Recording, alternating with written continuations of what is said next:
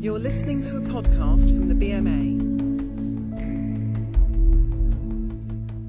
In the early part of September 2010, the UK Foundation Programme Office announced that there had been a possible oversubscription in the number of applicants for the 2011 intake for the Foundation Programme.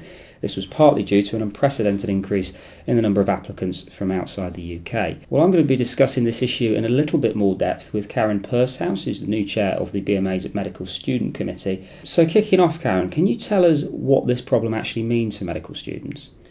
Well, essentially what it means is that at the moment looks like there's going to be more people applying for the Foundation Programme beginning in August 2011 than there are places. And if there are more applicants than there are places, there is the possibility that there might be UK graduates left without a foundation post at the end of their time at medical school. Obviously, completing your first foundation year is essential to completing your registration with the GMC, therefore being able to work as a doctor in the UK. So clearly this is quite a big problem. But I should reiterate the fact that we're working with estimates at the moment. We don't know the numbers exactly because we can't predict everything, and we won't know the extent until later on. So while this could be a problem, it might also not be a problem. We're just making sure that we take preemptive steps to make sure we know what's going to happen. Okay, so what is actually happening now in terms of addressing this potential problem?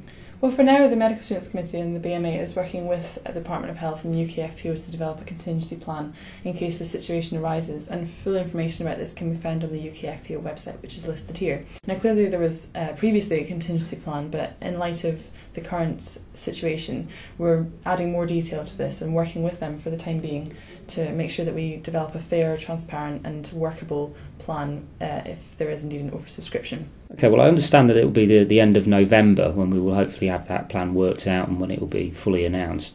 But there are some elements of it which I think have already been agreed, and those relate particularly to allocation and batching. Can you give us a little bit of detail as to how that will work? Okay, well I should start off by saying it's quite complicated, but I'm going to try and make it as straightforward and clear as possible. So first of all, people apply obviously, and people are completing their foundation programme forms and will do so as normal, and everybody will be scored as normal.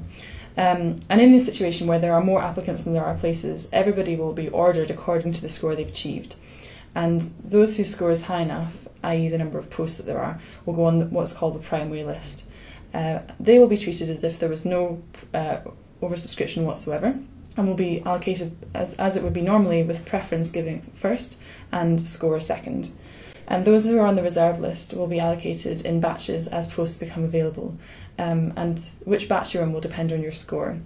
So as before, those who are in higher scored batches will be placed first, and then you will be placed by preference and score within that batch, which sounds a bit complicated. I hope I've explained that reasonably clearly.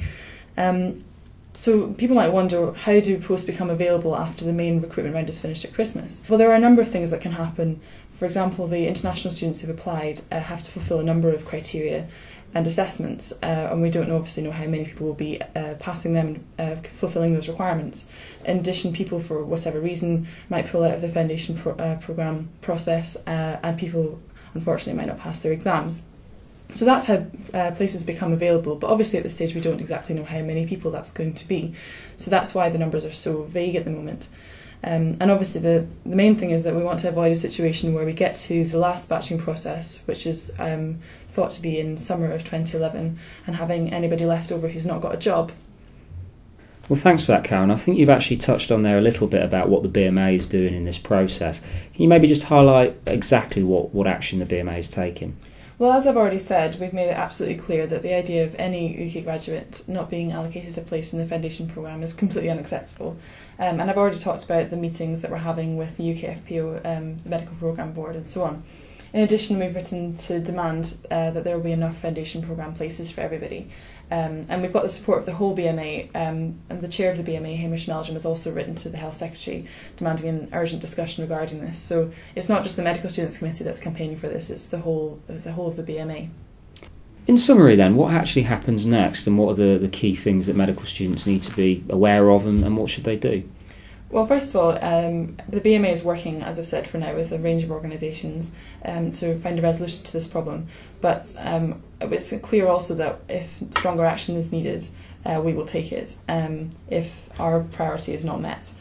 For students that are applying now in October for the foundation programme of 2011, everybody should apply as normal when the programme opens its allocation process in October.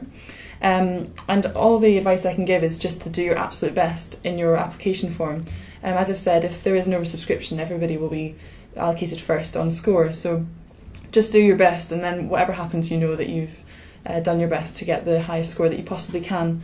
And we're working, as I've said, as hard as we can on your behalf to make sure that everybody has a job at the end of everything.